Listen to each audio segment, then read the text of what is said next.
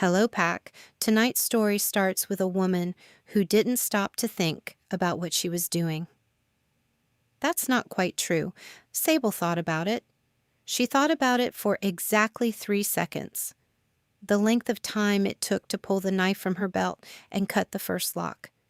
There were 7 pups in that cart, iron bars, a road through the high pine country at the edge of Stormridge territory, and a trader who had made the mistake of stopping at the wrong crossroads. The Alpha King of Stormridge didn't know her name yet. He would burn the cart that night, and by morning, he would know everything. Let's begin. The cart had been sitting at the crossroads for 20 minutes before Sable noticed the smell. She had been working the high pine road for 3 days, her cartographer's case strapped across her back, and a set of brass instruments rattling against her hip with every step. The commission was straightforward enough. A neutral, scholarly order, a survey of the contested border between Stormridge and the Thornvale holdings, payment on delivery. She had done this kind of work in 6 territories. She knew how to move quietly, how to ask permission before she mapped anything, how to make herself small and unremarkable in places where strangers were not welcome. She was not small, she was not unremarkable. But she had learned to behave as though she were. The smell reached her before the sound did. Fear, the particular compressed kind, not the open-air panic of something being chased, but the tight, held-in fear of something that had been afraid for a very long time and had stopped expecting rescue. She had smelled it once before, in a border market she had passed through in the eastern marches, and she had not forgotten it. She came around the bend in the road and saw the cart. It was a trader's rig, heavy-wheeled, canvas-covered, the kind used for moving goods between territories. The canvas had been pulled back on one side, and through the iron bars she could see them. 7 pups. The oldest might have been 9. The youngest was small enough that she was curled against the bars with her knees pulled to her chest, sleeping in the way exhausted children sleep. Without comfort, without choice. The trader was at the front of the rig, speaking with a man on horseback. Stormridge livery. A border guard, doing what border guards did, checking papers, accepting whatever coin made the papers look correct. Sable stood at the bend in the road and counted to 3. Then she walked to the back of the cart. The lock was iron, old style, the kind that used a flat key rather than a pin mechanism. She had a cartographer's awl in her kit, not a lockpick, but close enough if you understood the principle. She understood the principle. She had learned it from a woman in Valdren who had told her, with great specificity, that a woman who traveled alone should know how to open things that were meant to stay closed. The first lock took 40 seconds. She was aware, distantly, that this was not enough time. She worked faster. The second lock was newer. She broke the awl on the second lock and had to use her knife instead, working the blade into the mechanism with a precision that left her hands shaking slightly from the pressure. The oldest pup was watching her through the bars. He had gray eyes, the particular gray of early morning sky, and he was not making a sound. He had understood somehow that silence was required. He put his hand flat against the bar nearest her, not reaching, just present.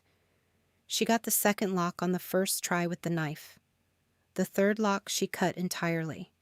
The chain, not the lock, a section of it that had rusted through at one link. She pulled the door open. The oldest pup caught it before it swung. "Quietly," she said, "into the trees. That direction." She pointed northwest, away from the road, away from the guard and the trader still deep in their transaction. "Fast but quiet. Can you do that?" He nodded. He took the smallest girl off the floor of the cart without being asked, holding her against his chest, and the others followed him in a line so orderly it broke something in her chest. She was closing the cart door, habit, the instinct to buy time, when the trader turned around. He was a large man. He had the look of someone who had been doing this long enough to have stopped feeling anything about it. "Hey," he said. Not a shout. Flat, controlled, the word of a man assessing a problem. Sable had the knife still in her hand. "They're gone," she said, "and you're going to let them stay gone." The border guard on horseback had turned his horse. He was looking at her, then at the open cart, then back at her. His hand was not on his weapon. That was interesting. "That's Stormridge property," the trader said, and he was already moving toward her, and she was already deciding what she was willing to do about it when the tree line erupted. Not the pups. They were long gone into the northwest pines, exactly where she'd sent them. Something else. 3 wolves came out of the trees at the eastern edge of the road. Large. The particular size of shifted wolves who had been running hard and had not needed to shift back. They did not attack. They placed themselves between Sable and the trader with a precision that suggested they had done this before. Not chaotic, not frantic, arranged. A formation. Behind them, on a horse that moved like it was used to the company of wolves, came a man. He was not what she expected.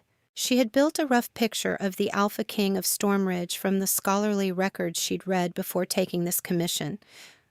A political figure, a name on treaties, a title attached to a territory. The picture had been flat, the way all such pictures were. The man on the horse was not flat. He was perhaps 35, dark-haired, with the particular stillness of someone who had learned long ago that stillness was more effective than motion. He wore no ceremonial anything. Riding clothes, worn leather, a cloak that had seen weather. He took in the scene, the open cart, the trader, the knife in her hand, the 3 wolves, in the space of a single breath. And then he looked at her. Something shifted in his expression. Not much, just a fraction. He dismounted without looking away from her. "The children," he said. His voice was quiet and carried anyway. "Northwest," she said, "into the pines. The oldest one has the youngest." He held her gaze for a moment longer than the information required, then he looked at the trader. What happened next was brief and not gentle, and she filed it away without knowing why. Not the violence of it, which was controlled and efficient and over quickly, but the particular quality of his attention to it. He was not angry. He was something colder than angry, and more precise. When it was done, he turned back to her.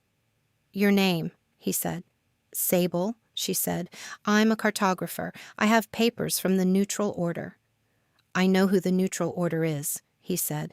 "I didn't ask your affiliation." "Sable," she said again. "Just that." He looked at her for another moment. The 3 wolves had not moved. One of them, the largest, positioned to her left, had its head slightly lowered. Not a threat posture. Something else. "The children need to be found before dark," she said. "The youngest was asleep when I moved her. She may not know which direction." "My wolves will find them," he said. He said something she didn't catch to the 3 wolves, and 2 of them turned and went into the pines. The 3rd stayed. "You'll come with me." It was not a question. She noticed that. She also noticed that he said it the way someone says something when they are trying very hard not to say it differently, carefully, as if each word had been picked up and examined before being set down. "I have a survey to complete," she said. "The survey can wait until morning," he said. "The children cannot." She looked at him. He looked back. There was something in his expression she couldn't quite name. Not impatience, not command. Something more complicated than either. "All right," she said. She followed him into the trees, and behind her the border guard had not moved from his horse, and the trader was sitting in the road, and the cart stood open and empty in the fading afternoon light. His name was Caelum. She learned this from the wolves, not from him. From the way the men who met them at the edge of the tree line said it, the way the wolves who came back with the children circling their legs answered to his gesture. From the oldest pup who said it when the man crouched down to eye level with him in the clearing where they'd been found. All 7 of them huddled around a pine tree, the smallest girl finally awake and watching everything with enormous dark eyes. "Lord Caelum," the boy said very formally. "You held them together," Caelum said, not a compliment, an observation stated as fact. The boy's chin went up slightly. "Someone had to." Something shifted in Caelum's expression. Not much, just a fraction. He stood and looked at Sable over the boy's head. She looked back. They brought the children to Stormhollow, the fortress at the center of Stormridge territory, a structure built from dark stone and older than the current pack's occupation of it by several centuries. Sable had not planned to see the inside of Stormhollow. Her commission did not require it. Her commission required border survey, not fortress cartography, and she had learned in 6 territories that you did not walk into an Alpha's stronghold without an invitation. She had an invitation. Of a kind. Caelum had not uninvited her, which in packed territories was functionally the same thing. The children were taken to the healer's wing. Sable followed because the youngest girl, the one who had been sleeping in the cart, had taken hold of her hand somewhere between the clearing and the fortress gate and had not let go. The girl's name was Pip, she learned. She was 5. She had been in the cart for 11 days. Sable held her hand through the healer's assessment and did not think about the 11 days. It was in the healer's wing that the first strange thing happened. She had been there perhaps an hour, sitting in a chair near the window while the healer finished with the children, when the door opened and 2 of Caelum's wolves came in. Not shifted. They had shifted back at some point, and they were now men in the way that pack wolves were men, carrying the particular quality of something that could be otherwise. They stopped when they saw her. Both of them. Stopped and looked at her, and then slowly, deliberately, lowered their heads. Not a bow. Something more specific. Something she had no name for. She looked at the healer. The healer, a woman of perhaps 50, with the calm of someone who had seen most things, was watching the wolves with an expression Sable could not read. "What was that?" Sable said. "I'm not sure," the healer said, which was clearly not true. "Akurisa." On the 2nd day, Sable tried to leave. She had completed the preliminary survey notes she could do from the fortress's upper walls. The geography of the border was visible from the eastern tower, and she had spent the morning with her brass instruments in her case, mapping what she could see. The children were settled. Pip had stopped crying in the night, the healer reported. The oldest boy, his name was Cael, which she found interesting and did not say aloud, had eaten 3 full meals and was asking questions about the fortress's construction with the particular intensity of a child who processed fear through information. She packed her case and went to find the gate. Caelum was in the courtyard. He was not waiting for her. He was doing something with a training partner. Not a formal spar, something more like a slow, deliberate working through of a sequence of movements. The kind of practice that was about memory rather than combat. He had his back to her when she came through the archway. He turned around before she had taken 3 steps. "You're leaving," he said. "I have a survey to complete," she said. "The children are settled. The healer has them." "They're asking for you," he said. "Pip, specifically." She stopped. "She doesn't know me." "No," he said. "She knows you cut the lock." The silence stretched. He was looking at her with that expression again, the one she couldn't quite name, not command, not request. Something more careful than either. "Stay through the week," he said, "until they're placed with families. The council will need to approve the placements, and that takes 3 days minimum. Pip won't manage the process well without someone she trusts, Sable said. Yes, he said, flat and final. She looked at him. He looked back. He was holding himself very still, the way he had on the road. The way she was beginning to understand was simply how he was. Contained, measured, every motion deliberate. 3 days, she said. 3 days, he agreed. She turned back toward the fortress. She did not look back. She was aware, with the particular precision of someone who had learned to read rooms, that he watched her go. The council convened on the 3rd day. Sable was not invited. She learned about it afterward from Caelum, the oldest pup, who had apparently been sitting in a corridor outside the council chamber for 2 hours, with his ear against the door and the particular patience of a child who had learned that information was safety. "They're arguing about you," he said. He said it with the directness of someone reporting weather. "About me," she said. "About whether you should be allowed to stay," he said. "Counselor Veth says you're neutral order, and that means you're not pack and not bound by pack law, and that's a problem. Counselor Darris says you cut the locks, and that makes you a friend of Stormridge. Lord Caelum hasn't said anything yet." "How do you know he hasn't said anything?" "Because they're still arguing," Caelum said simply. She filed this away.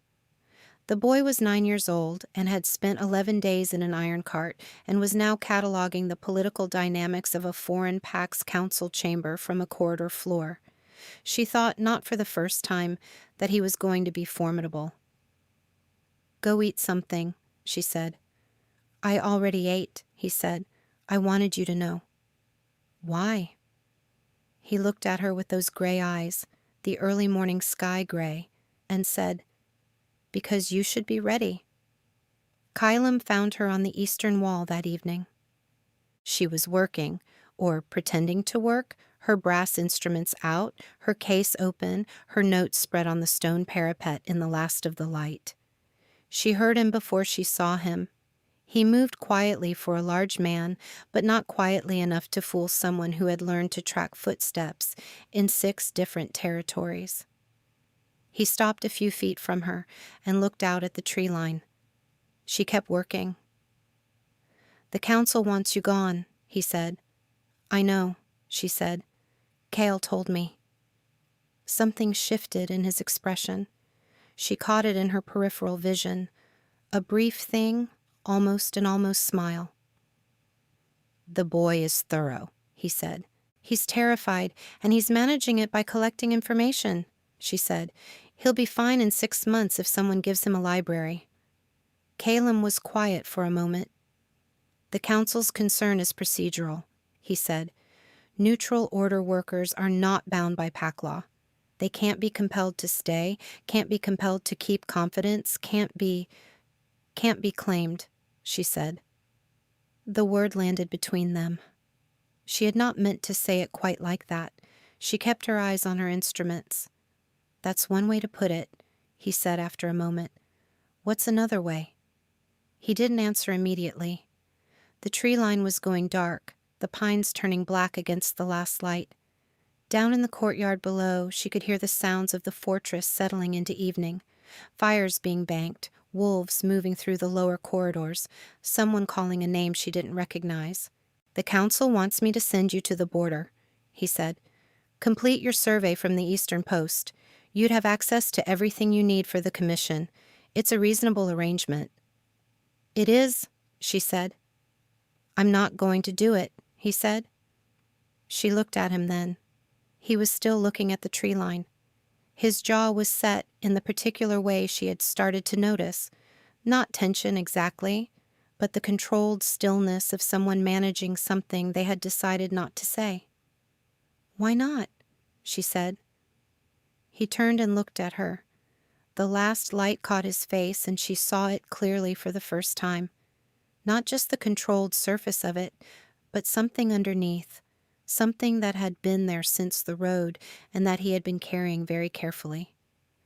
"Because Pip asked me this morning if you were going to disappear," he said, "and I told her no." "You told a 5-year-old I was staying," she said. "I told her the truth," he said, "as I understood it." She looked at him for a long moment. He looked back. The silence was the kind that had weight in it. Not empty, not waiting to be filled, just present. "You should have asked me first," she said. "Yes," he said, flat and final. "I should have." He left. She stood at the parapet and looked at the dark tree line for a long time before she went back inside. On the 4th day, the trader's associate arrived at the gate. Sable heard about this from the healer, who had heard it from a wolf in the corridor, who had heard it from the gate guards. She was in the kitchen with Pip. The girl had attached herself to the kitchen staff with the pragmatic instinct of a child who understood that proximity to food was proximity to safety. When Caelum's second in command, a broad-shouldered man named Fen, came to find her. "Lord Caelum wants you in the hall," Fen said. He said it carefully, which told her something. "The trader's associate," she said. Fen looked at her. "You know." "I know that a man who moves 7 pups in an iron cart doesn't work alone," she said. "What does he want?" "Compensation," Fen said, "for the lost cargo." She was aware of Pip's hand finding hers under the kitchen table. "I'll come," she said. The great hall of Stormhollow was built for exactly this kind of moment. Stone walls that had absorbed centuries of declarations, iron torches throwing light that was more heat than illumination, a floor that had been worn smooth by generations of feet. The associate was standing in the center of it, a man of perhaps 45, with the careful enunciation of someone who had learned that smooth voices were more effective than loud ones. He had 2 men with him. They were large. They were not wolves. Caelum was at the far end of the hall, standing with his counsel. He had not sat. That was, she understood, intentional. She came in through the side door with Fen and stood at the edge of the hall. The associate saw her immediately. His eyes moved over her with the particular quality of assessment. Not threat, not interest, calculation. "This is the woman," he said. To his men, not to Caelum. "The one who cut the locks." "She is," Caelum said, quiet, carrying. "Then she's the one I want compensation from," the associate said. He had the smooth voice fully deployed now, the careful enunciation of a man who had navigated pack halls before. "Pack law allows for—" "She's not bound by pack law," Counselor Veth said, from his position at Caelum's right. "Neutral order, as I've been saying." "Then she's not protected by it either," the associate said. He smiled. It was the kind of smile that had been practiced until it looked natural. "Which means this is a simple matter of—" "It's not a simple matter of anything," Caelum said. The hall went quiet. Caelum moved then. Not quickly, not dramatically. Just forward, 3 steps, enough to change the geometry of the room. He stopped when he was close enough to the associate that the man had to look up slightly. "Those 7 children are Stormridge pups," he said, "born in this territory or descended from wolves who were. They were taken from this territory and moved through it in an iron cart, and you are standing in my hall asking me for compensation for their removal." He paused. "I want to make sure I understand the nature of your request." The associate's smooth voice had developed a slight edge. "The paperwork was in order. The border guard has been dealt with," Caelum said, flat and final. "You can't simply—" "I can," Caelum said. "I have. The question is what I do next, and that depends entirely on how long this conversation takes." The associate looked at his 2 men. They looked at the wolves arranged along the walls of the hall. Sable had not counted them when she came in, but she counted them now. 11. Positioned with the same deliberate geometry as the 3 on the road. The associate left. His men left with him. The hall stayed quiet for a moment after the doors closed. Then Counselor Veth said, "My lord, this is exactly the kind of complication that—" "Not now, Veth," Caelum said. He turned and looked at Sable across the hall. She looked back. He crossed to her. He stopped when he was close enough to speak without being heard by the council, who were already in quiet, agitated conference. "Are you all right?" he said. It wasn't quite a question. "Yes," she said. "Are you going to tell me what 'dealt with' means for the border guard?" "Dismissed," he said, "stripped of rank. He'll be tried under pack law next month." "And the associate?" "Will not be back," he said. The certainty in it was not performance. It was the flat certainty of someone who had made a decision and was not revisiting it. She looked at him.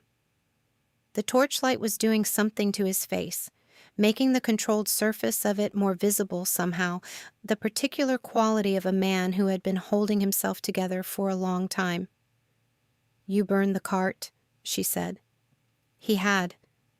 She had seen it from the eastern wall on the first night, a fire at the crossroads, controlled, deliberate, burning until there was nothing left. "Yes," he said. "Why?" she said. He was quiet for a moment. "Because it needed to not exist anymore," he said, "because 7 children had been inside it, and it needed to be gone." She held his gaze. He held hers. "That's not the only reason," she said. Something shifted in his expression. Not much, just a fraction. The particular fraction she had been cataloging since the road, the one that appeared when she said something he hadn't expected and hadn't prepared for. "No," he said. "It's not." He didn't say the other reason. She didn't ask. Not yet. On the 5th day, the council tried again. Sable was in the library. Stormhollow had a library, 3 rooms of it, and she had discovered it on the 2nd day and had been using it to supplement her survey notes with historical border data. Cael had found her there on the 3rd day and had been coming back every morning since, sitting across the table from her with a book twice his size, reading with the focused intensity of someone making up for lost time. Counselor Veth came in the afternoon. He was a tall man, thin, with the careful movements of someone who had learned that precision was authority. He sat across from her at the library table. Cael was not there. She had sent him to lunch, and folded his hands on the surface and looked at her with the expression of someone delivering a reasonable argument. "You're aware," he said, "that your presence here is creating a complication." "I'm aware you believe that," she said. She kept her eyes on her notes. "The pack is responding to you in ways that are irregular," he said. "The wolves, the bowing. I assume you've noticed." She had noticed. She had been noticing and filing it away and not asking about it because she had not yet found the right question. "I've noticed," she said. "The bond response," Veth said carefully, "is not something that can be managed through policy. It's not something the council can formally address without—" He paused. "Without Lord Caelum naming it."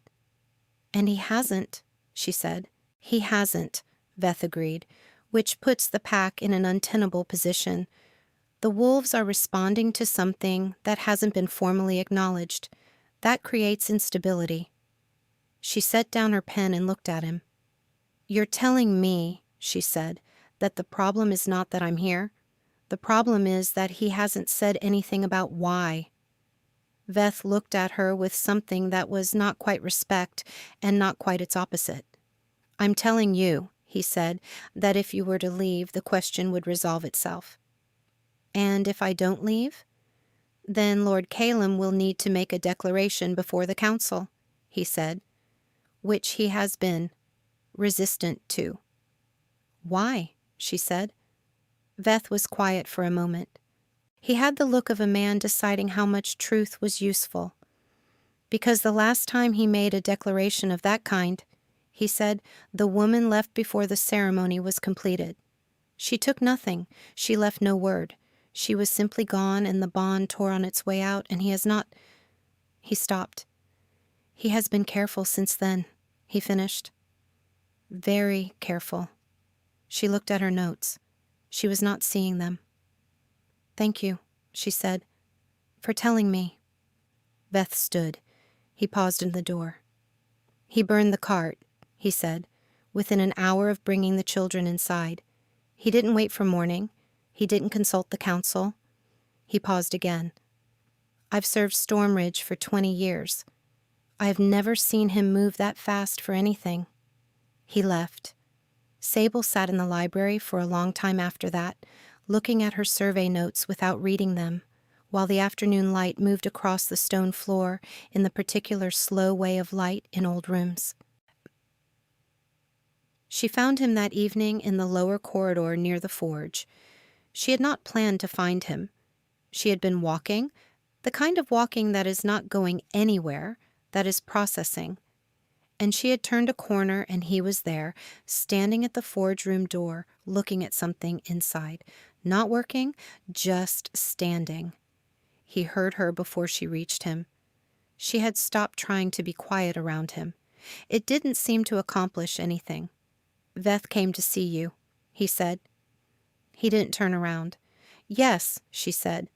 What did he say? He said the pack is responding to something you haven't named, she said. He said it's creating instability. It is, he said, flat and final. He also told me about the last time, she said. He turned around then. She had not seen his face without the controlled surface fully in place before. It was still in place now. She could see it, but it was thinner. The forge light was doing something to it, making the underneath more visible. The wound that Veth had named in careful council language, the thing that had made him careful, was visible in his face in the particular way that old wounds are visible. Not as open injury, but as the shape something grew around. He had no right to tell you that, he said. Not angry. Flat. He had every right, she said. I'm in your fortress. Your pack is bowing to me in corridors, and I don't know why, and your council is trying to manage something you won't name. I deserve the information. He looked at her. The silence stretched. She left, he said, finally. Each word picked up and examined. 3 years ago. We had been bonded for 2 years. She said... He stopped. She said she had made a mistake. That she had confused the bond pull for something it wasn't, that she wanted a different life. He was quiet. She was right that she had made a mistake. I don't know if she was right about what the mistake was. What do you mean? Sable said. I mean I held very still, he said, and I let her go, and I have been holding very still ever since, because the alternative was... He stopped again. The bond tore. It took 6 months to stop feeling it. I decided that was the last time I was going to feel that. So you stopped naming things? She said. I stopped naming things, he said. She looked at him. He looked back.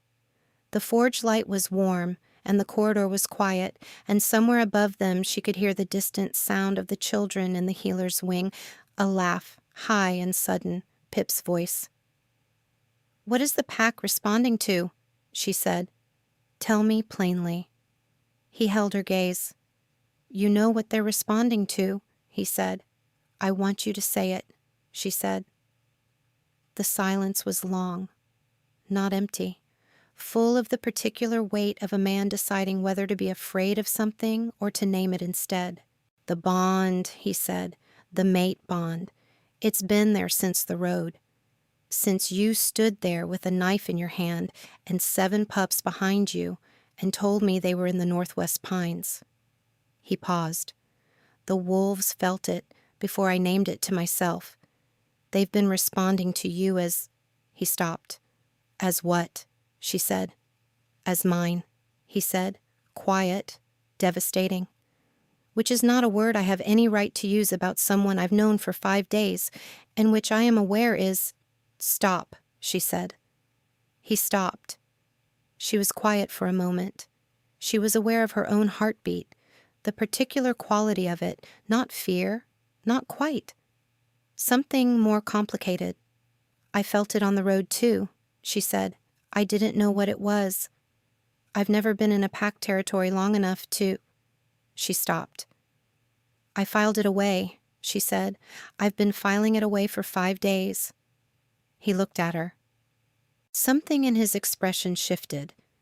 Not the small fraction she had been cataloging, but something larger, something that was the controlled surface coming down rather than cracking. I burned the cart, he said, because you cut the locks. Because you stood at a crossroads alone and cut the locks on an iron cart and sent 7 children into the trees and held a knife on a man twice your size while you waited for whatever was going to happen. And He stopped. I needed it gone, he said. I needed there to be no more evidence of what they had been through. I needed to do something that was not standing still. She looked at him for a long moment. You could have asked me to stay, she said, instead of telling Pip. I know, he said. I'm asking now. The forge light moved. Somewhere above them, Pip laughed again. I have a survey to complete, she said. I know, he said. I'm not pack, she said. I'm neutral order. I don't know how this works. I don't know what you're asking me to consider. I'm asking you to consider staying, he said, not as a claim, not as a command. As a question, asked plainly by someone who has been very bad at asking things plainly for 3 years and is trying to be less bad at it. He paused. You can finish the survey. You can have the library. The children are going to need someone for longer than the council's 3-day placement process, and Cael is going to need a library and someone who understands what he's doing with it. Another pause.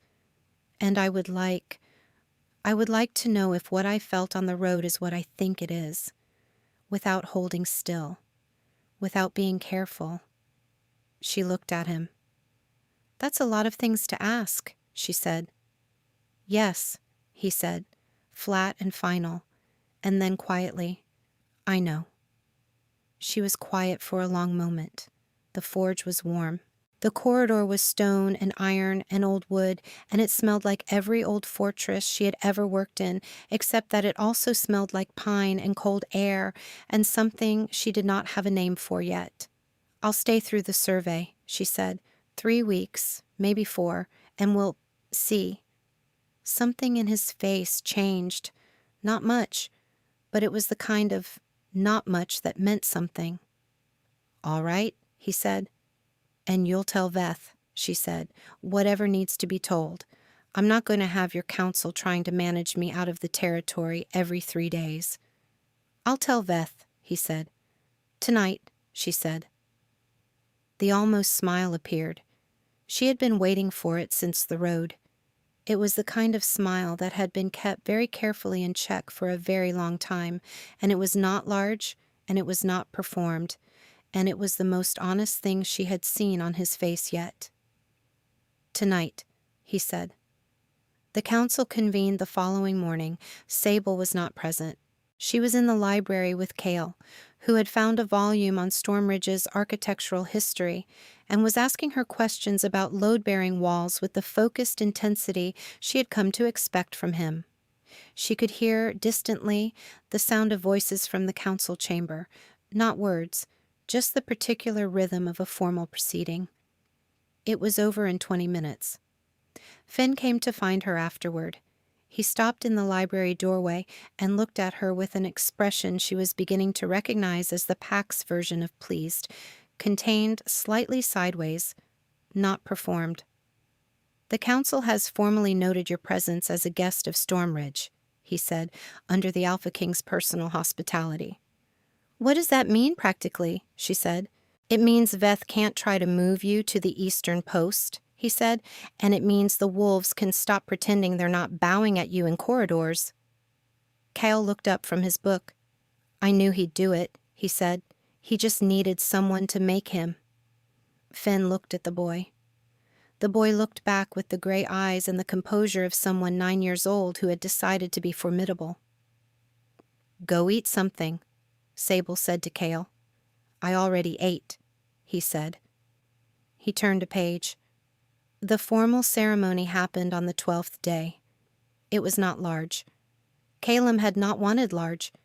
She had learned this from Fen, who had learned it from the council, who had apparently been lobbying for something more politically visible. Caelum had said, flat and final, that it would be in the courtyard before the pack, and that it would be brief and honest, and that was all. The courtyard was full anyway. She stood at the center of it in the morning light. She had refused ceremonial dress, which had caused a brief and productive argument with the council's protocol officer, and she was wearing her own clothes, her cartographer's case nowhere in evidence but present in her mind the way familiar tools always were. Caelum stood across from her. He was in Stormridge formal, dark wool, the pack's sigil at his collar, and he looked like the man she had met on the road and also completely different from him. Because the controlled surface was present, but it was thinner now, worn down by 12 days of not holding still. The pack was arranged in the courtyard. The wolves were there, shifted and unshifted both. The 7 children were near the front, Pip in the arms of the healer, Cael standing very straight with his arms at his sides. Caelum spoke the formal words first, the pack law language of bonding, the declaration of recognition, the naming of the mate bond before witnesses. She had read about this in the scholarly records. The language was old, older than the current pack's occupation of Stormhollow, and it had the particular weight of words that had been said in this form for centuries. When it was his turn for the personal declaration, the part that was not scripted, the part that was simply truth, he looked at her and said, "I felt it on the road. You were standing with a knife and 7 children behind you, and I felt it before I understood it. I have been trying to be careful for 3 years, and I am done being careful.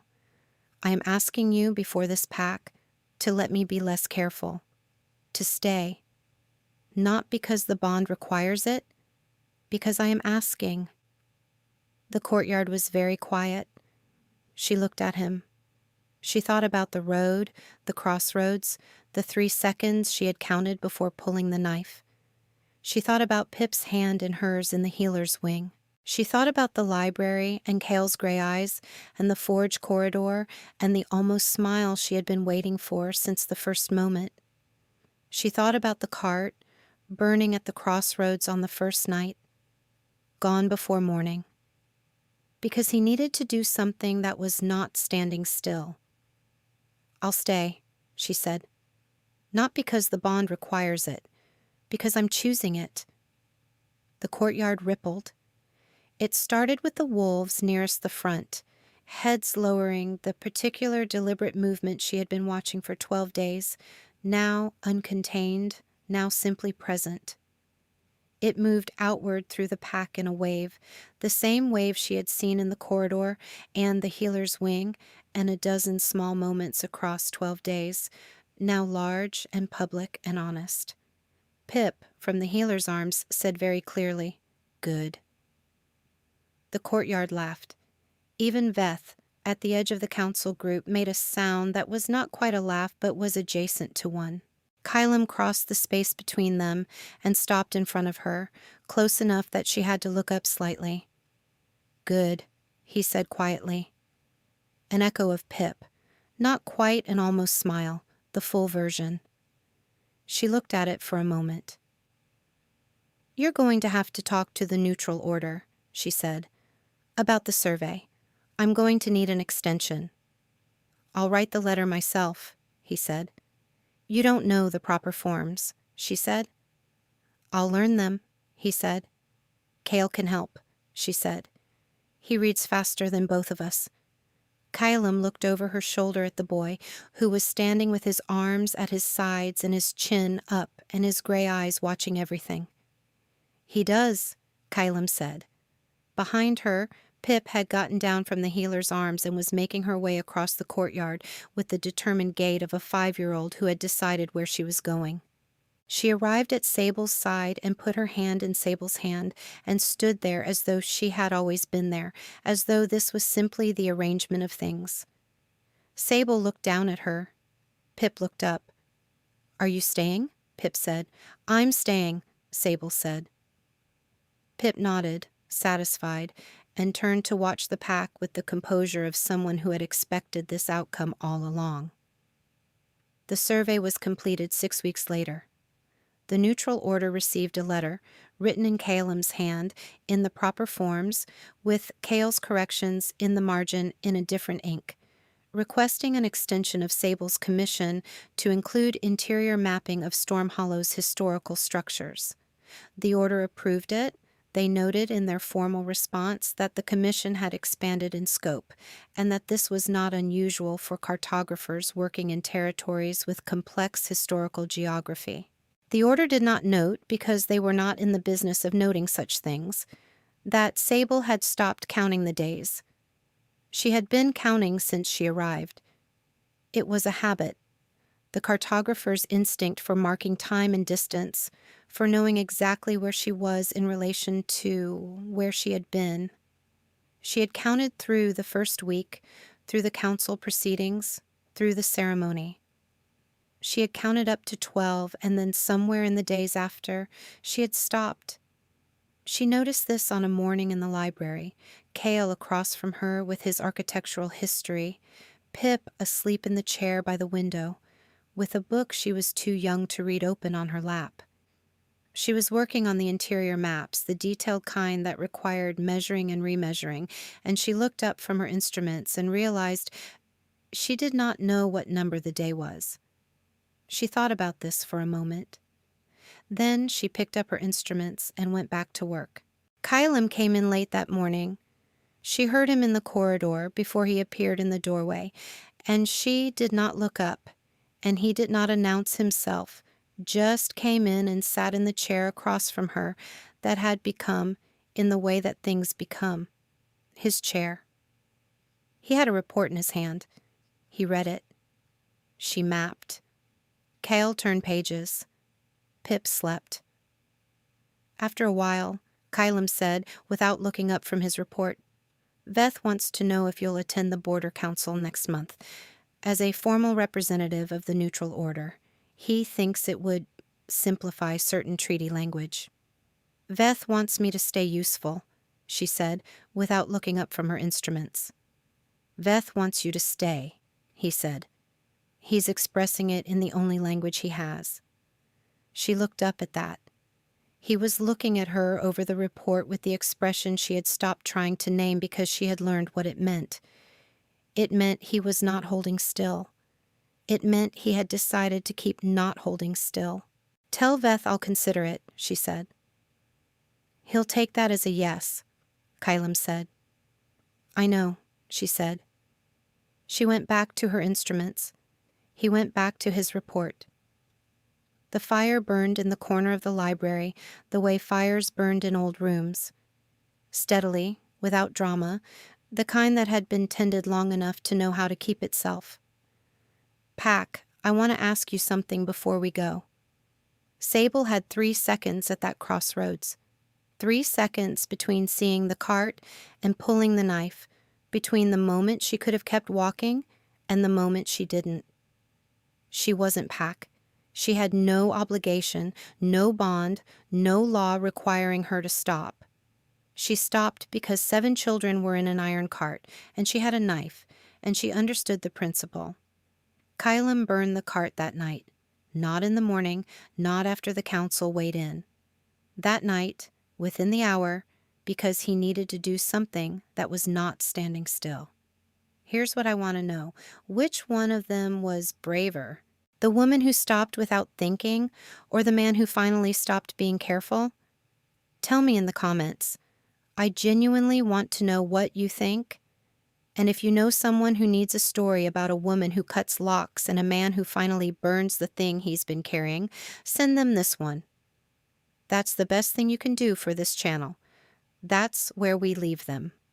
See you next time, Pack.